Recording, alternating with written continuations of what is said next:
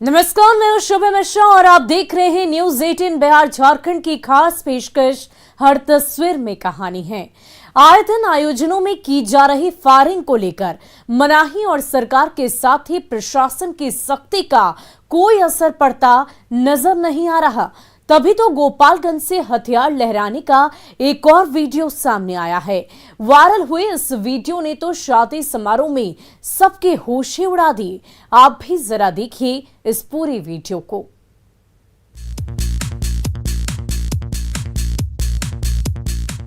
विवाह समारोह का धमाकेदार मंच सजा है। डीजे पर कानफोड़ू शोर गूंज रहा है। सब नाच रहे हैं, झूम रहे हैं और शादी का जश्न मना रहे हैं। लेकिन जरा ठहरिए, इस शोर शराबे के बीचों बीच राइफल लेकर थिरक रहे इस सिरफिरे ने समारोह में मौजूद तमाम मेहमानों की जिंदगी दांव पर लगा दी है।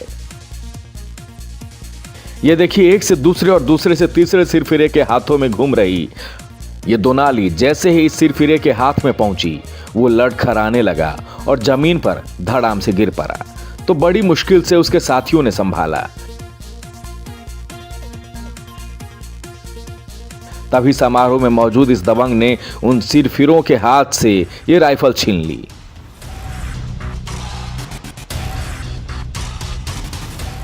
ये वायरल वीडियो है माजागढ़ के छवि तरक्की गांव का। हथियार दिखने से तो राइफल या बंदूक जैसा लग रहा है। ये मांझा थाना के छवि तक ये गांव है, वहीं का मामला है। थानाध्यक्ष को बताया गया है जल्दी से उसका वायरल वीडियो में जो हथियार है, जो व्यक्ति हैं, उनकी जांच करें, हथियार का सत्यापन करें। मौका बिटिया के ब्याह का है तो मेहमानों की भारी भीड़ जुटी है। लेकिन मेहमानों की इसी टोली में शामिल ये हुल्लड़बाज किसी की सुनने को तैयार नहीं। भरी महफिल में लोडेड राइफल के साथ ऐसा खतरनाक खेल खेल रहा है कि थोड़ी सी भी चूक हुई और ट्रिगर दब गया तो सोचिए खुशी की इस महफिल में कैसी चीख पुकार मच जाएगी। कई बार ऐसी लापरवाही निर्दोषों की जान ले चुकी है। इसलिए गोपालगंज पुलिस ने सिरफिरों पर नकेल कसने के लिए कमर कस ली है। लाइसेंसी है तो शस्त्र निरस्तीकरण का तुरंत प्रतिवेदन भेजें और इस संबंधित जो भी संज्ञेय अपराध बनता हो सुसंगत धाराओं में प्राथमिकी दर्ज करें। जश्न में खूब नाचिए, गाइए और थिरकिए, लेकिन हथियार के खतरनाक खेल में किसी निर्दोष की जिंदगी युद्धाओं पर मत लगाइए, क्योंकि आपकी लापरवाही किसी की भी जान ले सकती है। गोविंद कुमार, न्यूज 18 गोपालगंज। वहीं खगड़िया की जानबाज बेटी नविता के खौफ से शराब माफिया थर थर कांपते हैं। इस साहसी बिटिया की दिलेरी ने प्रशासन की काफी मदद की नशे के धंधेबाजों तक पहुंचने में। ऐसे में जिला प्रशासन ने जब नविता को सम्मानित किया तो इस बेटी की दहाड़ में और ज्यादा दम दिखने लगा।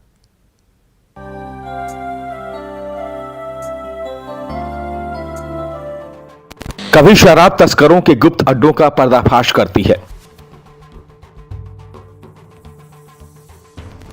तो कभी नशे के सौदागरों को दूर खदेड़ डालती है। खगड़िया के गांव-गांव में बह रही शराब की धारा पर रोक लगाने के लिए कमर कस की खगड़िया की इस बहादुर बिटिया ने न जाने कितनों को हिम्मत दी। उसके छोटे से प्रयास से शराब माफिया में हड़कंप मच गया तो पुलिस और उत्पाद महकमे की भी नींद टूटी।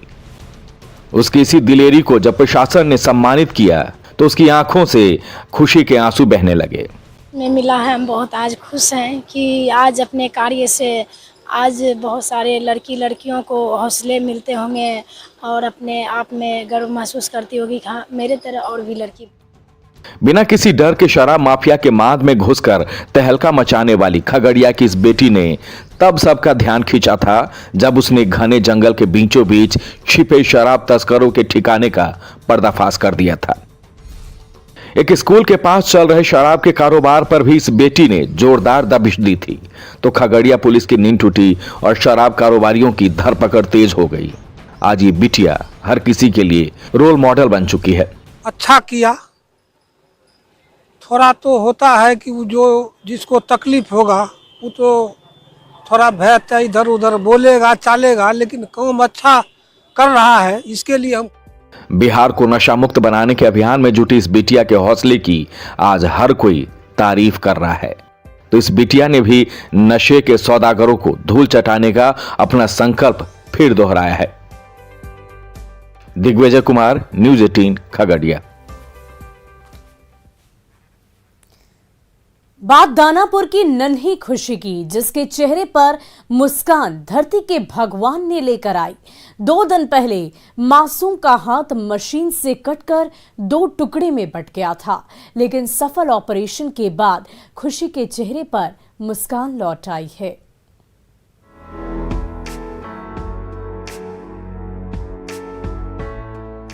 एम्स के बेड पर लेटी नन्ही खुशी के बैंडेज से बंधे हाथों में हरकत होने लगी है, तो खुशी के चेहरे पर फिर से वही खुशी तैरने लगी है।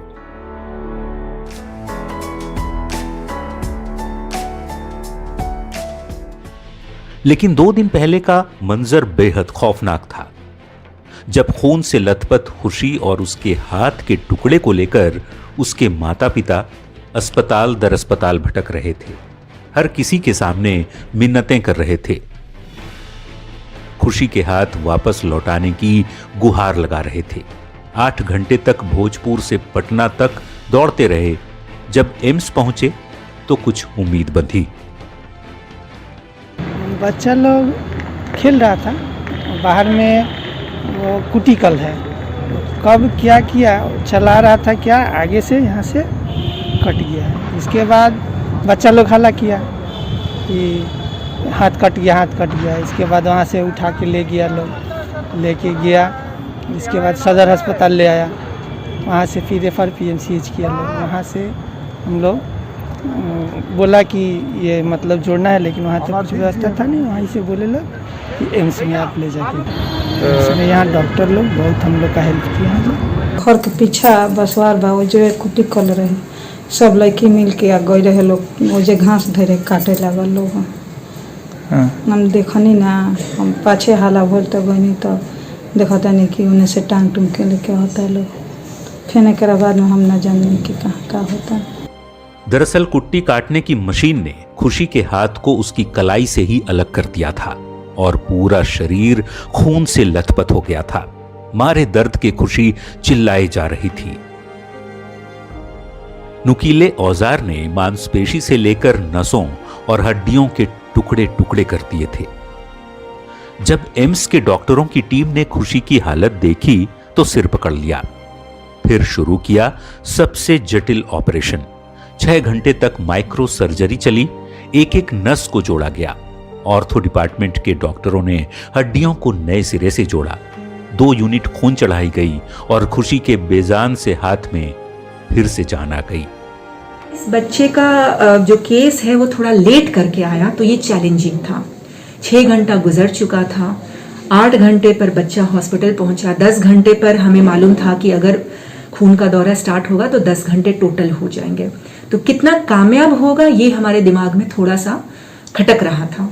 तो टाइमिंग के हिसाब से ये चैलेंजिंग था। अभी हाथ एकदम उसमें खून का दौरा सामान्य हाथ की तरह, सामान्य लोगों की तरह एकदम से चल रहा है। मूवमेंट आने में, हाथ का जो सेंसेशन होता है और मूवमेंट्स आने में 4 से 5 महीने का समय लगता है। छोटी लड़की थी, करीब 10-11 साल की, भोजपुर आरा से आई थी और इसको आज सुबह जो चोट लगने के लगभग 8 घंटे बाद पहुंची थी। लेकिन यहाँ पे ये था कि यहाँ पे ट्रीटमेंट हम लोग ने फौरन स्टार्ट कर दिया। अभी बिल्कुल सही है। अभी जो हाथ का खून का दौरान है वो अच्छा है और बाकी फंक्शन तो अभी धीरे धीरे देखना पड़ेगा। अभी वो टाइम लगेगा इम्प्रूव आने में बाकी सब फंक्शन, लेकिन अभी खून का जो दौरान है वो ठीक है। अभी खुशी के हाथ भारी भरकम बैंडेज से बंधे हुए हैं, लेकिन वो बैंडेज के अंदर से भी अपने हाथों में हरकत महसूस कर रही है। तो ये सब संभव हो सका है एम्स के काबिल चिकित्सकों की सूझबूझ और इलाज की बदौलत। अब खुशी न सिर्फ फिर से अपनी जिंदगी जी सकेगी, बल्कि दुनिया भर की खुशियां भी हासिल कर सकेगी। कोती गाती तो रही ना, तो काट के छोड़ दिले गई। इस पे फिर धरे के कहीं ना, तो पोछे के कोत के भुला गई हाथवा। तो कोई दोस्तों का के खोज के लिए। अब कैसन बा? ठीक बा। खुशी की खुशी तो धरती के भगवान ने लौटा दी। अगर आप भी ऐसे हादसों के शिकार हो जाएं तो घबराएं नहीं, हिम्मत रखें और बिना देर किए धरती के भगवान का दरवाजा खटखटाएं। आपकी हर तकलीफ दूर होगी और आप भी भरपूर जिंदगी जी सकेंगे। अमरजीत शर्मा, न्यूज़ 18, दानापुर। और बरसात में जल जमाव से परेशान पटना के रामाशंकर ने बेहद नई तकनीक का सहारा लिया और अपनी आशियानी को बचा लिया पानी के सितम से। ये सब संभव हो पाया बिल्डिंग लिफ्टिंग तकनीक के जरिए। आप भी देखिए आशियानी के इस मॉडर्न बदलाव को इन तस्वीरों के जरिए।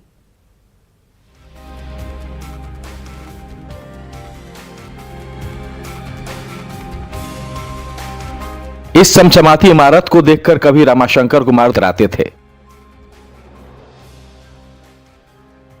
इस बिल्डिंग की एक एक ईंट जोड़ने में जिंदगी भर की जमा पूंजी जो खर्च कर दी थी, कभी पूरे मोहल्ले की शान हुआ करता था यह आशियाना।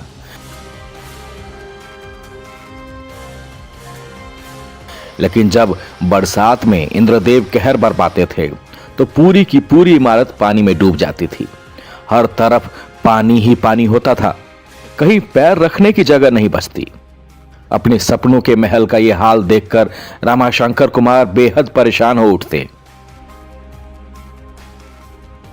जब सोशल मीडिया से बिल्डिंग लिफ्टिंग तकनीक के बारे में पता चला, फिर क्या था, बुलावे पर पहुंच गई माहिर तकनीशियनों की टीम और नींव के नीचे फिट होने लगे लोहे के जैक।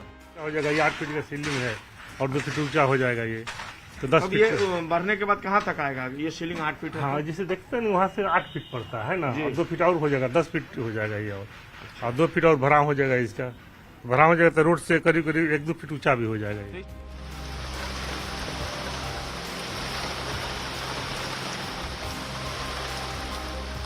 दानापुर का ये मोहल्ला बारिश के पानी में जब डूब जाता तो हर मकान का निचला हिस्सा पानी पानी हो जाता। लेकिन भला हो बिल्डिंग लिफ्टिंग टेक्निक का, जिसके जरिए रामाशंकर कुमार के सपनों का यह आशियाना अब ऊंचा होने लगा है। कंक्रीट की नींव के नीचे लोहे के सैकड़ों जैक चमचमाने लगे हैं।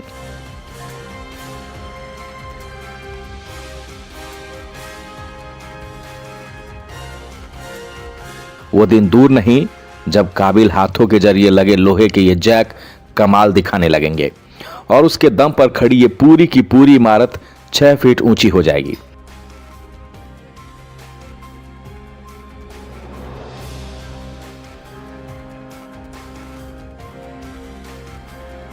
तो एक बार फिर रामाशंकर कुमार अपने घरौंदे में चैन की सांस ले सकेंगे।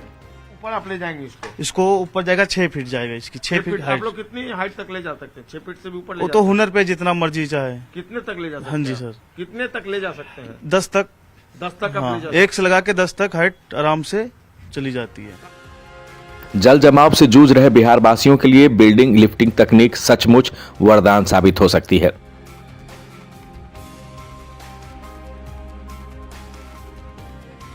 तो बारिश के दिनों में इंद्रदेव के क्रोध से क्यों हो परेशान? आप भी अपनी बिल्डिंग लिफ्ट कराएं और चैन की नींद सो जाएं। संजय कुमार, न्यूज़ 18, पटना। इंसान और जानवरों के बीच प्यार की अनूठी तस्वीर आपको दिखाते हैं जो भागलपुर से सामने आई है। कैसे एक बुजुर्ग शिक्षक ने डॉगी की फौज खड़ी कर रखी है जिन्हें ये अपने जिगर के टुकड़े की तरह पालते हैं और जी भरकर अपने पेट डॉगियों पर प्यार भी बरसाते हैं।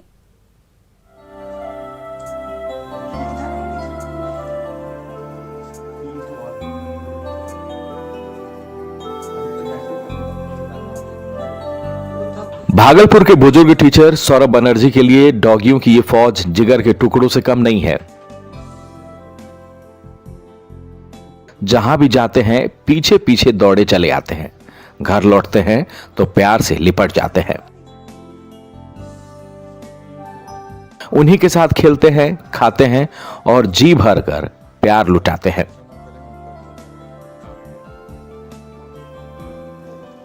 सौरभ बनर्जी की अपनी तो कोई संतान नहीं है, लेकिन मशाकचक मोहल्ले के गली मोहल्लों में लावारिस भटकने वाले डॉगियों को ही उन्होंने अपना बना लिया है, जो हर समय उनके आसपास घूमते रहते हैं, अपने हाथों से खाना खिलाते हैं, जूट के बोरों में सुलाते हैं, बीमार पड़ते हैं तो डॉक्टर से इलाज भी कराते हैं। पिछले 4 दशकों से सौरभ बनर्जी के लिए नन्हे डॉगियों का यह झुंड ही उनका पूरा संसार है। ये मत पूछिए कैसा लगता है इसके जैसा सुख और शांति कहीं है? बोलिए ना, हम तो सब कुछ छोड़ दिए, घर में सब लोग आते हैं जाने घूमने, हम कहीं सबको छोड़ के जा ही नहीं सकते। सौरभ बनर्जी जब घर से दूर होते हैं तो ये बेजुबान उनके घर के आसपास भटकते रहते हैं, और जैसे ही उनके कदमों की आहट होती है वैसे ही उनकी ओर लपक पड़ते हैं, जैसे कोई अपने लंबे समय के बाद मिला हो। फिर तो वो सौरभ बनर्जी के गले से जाली पड़ते हैं और प्यार की ऐसी बारिश करने लगते हैं कि ये बुजुर्ग टीचर भी उसमें डूब जाता है। ऊपर वाला साथ देगा, जब तक हमको ठीक रखेंगे तब तक करेंगे। देखिए क्या होता है, एक बार हम दुर्गाबाड़ी में लाए थे, समझे, कमर टूटा हुआ अच्छा, दुर्गाबाड़ी में रखे थे 4 साल। डॉगियों और बुजुर्ग टीचर का ये प्यार दुलार मशाकचक मोहल्ले के बाशिंदों को नई प्रेरणा दे रहा है, तो हर किसी को बेजुबानों से स्नेह करना भी सिखा रहा है। विकास सिंह, न्यूज़ 18 भागलपुर। और अब बात भागलपुर के युवा किसान की करते हैं, जिसने पारंपरिक खेती छोड़कर अपनी मिट्टी में उपजा डाली और खूबसूरत रसीली स्ट्रॉबेरी सुर्ख लाल ये फल न सिर्फ किसान खगेश के जीवन में बदलाव ला रहे हैं, बल्कि साथ ही किसानों के लिए प्रेरणा भी बन रहे हैं।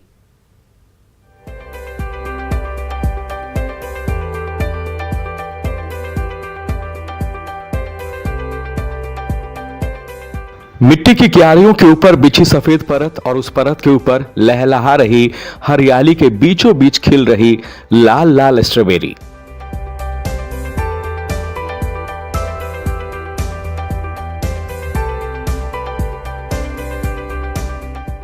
ये कमाल कर दिखाया है खरीक के युवा किसान खगेश मंडल ने।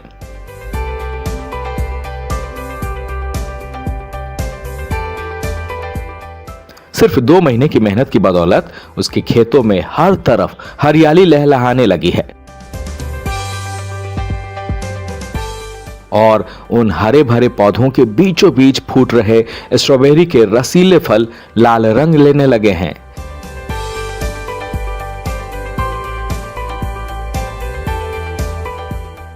ये फल जैसे ही मार्केट तक पहुंचेंगे हाथों हाथ बिक जाएंगे, और युवा किसान खगेश मंडल को उसकी मेहनत का फल भी मिल जाएगा। मतलब परंपरागत खेती के मुकाबले इसमें 10 गुना ज्यादा फायदा है, तो हम लोगों ने इसको अपना लिया। पहले हम लोग केला, गेहूं, मक्का करते थे। तो क्या लगता है कि अब जो है मक्का गेहूं के अलावा अब पहचान स्ट्रॉबेरी के रूप में आएगी?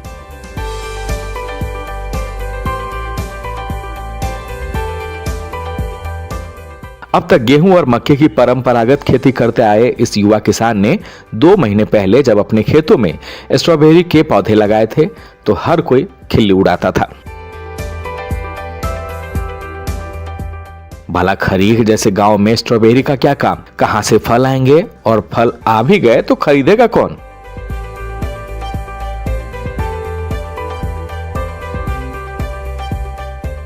लेकिन खगेश मंडल ने हार नहीं मानी, खूब पसीना बहाया, एक एक पौधे की देखभाल की, और जब 2 महीने बाद इन सफेद क्यारियों के बीच स्ट्रॉबेरी के लाल फल खिलने लगे तो उन्हें देखकर हर किसी का मन मचलने लगा। और इसमें 4 लाख रुपया प्रति एकड़ की लागत आती है और 8 लाख रुपया तक का मुनाफा हो सकता है। तो खर्चा काट के 4 लाख रुपया प्रति एकड़ का मुनाफा अन्य किसी फसल में संभव नहीं है। तो निस्संदेह किसान समृद्ध हो सकते हैं।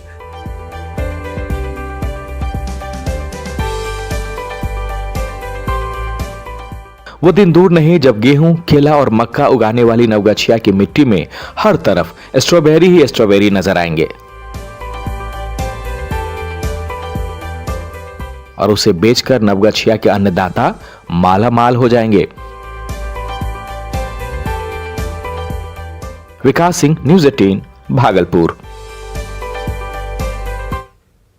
हमारा कश्मीर कितना खूबसूरत है ये किसी को भी बताने की जरूरत नहीं है, लेकिन पिछले कुछ सालों से यहाँ लोग सैर करने नहीं आ पाते थे, लेकिन अब एक बार फिर लोग यहाँ आने लगे हैं और उसमें बड़ी भूमिका निभाई है राज्य के पर्यटन विभाग ने। देखिए क्या है पर्यटन विभाग की ये खास पहल।